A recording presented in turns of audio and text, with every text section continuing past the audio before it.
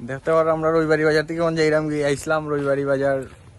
আজকে তো রবিবার না, আজকে শুক্রবার, তো আজকে আমরা অফিস বন্ধ।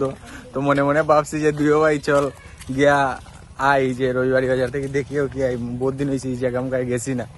এখানে সবচেয়ে আমরা বড় স্মৃতি হইলে এখানে আমরা 50 টাকা দিয়ে খিচুড়ি খাইতাম, 2 প্লেট খাইতাম, 1 প্লেটের বিল দিতাম আর এখন বাকি দিতাম।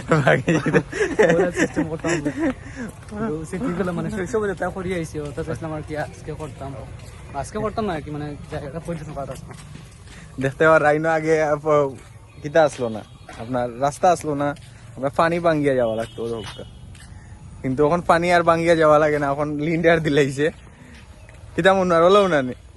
আগে পানিত লামি আর পা তুলতাম, অনুর মাঝে তুলিয়ে 8 রুপে পা তুলতাম, প্যান্টও আমরা যাইতাম। যাইতে নি এখন? এখন আমরা আবার পানি বাজে, কারণ আমরা শৈশবে তা করছি, এটা তো করা লাগবো। ইয়াল্লা ইয়াল্লা ও পানি ভাঙ্গি ভাঙ্গি যেরকম বালু আছে কিন্তু মাঝে মধ্যে মানে বালু তুলে না নি?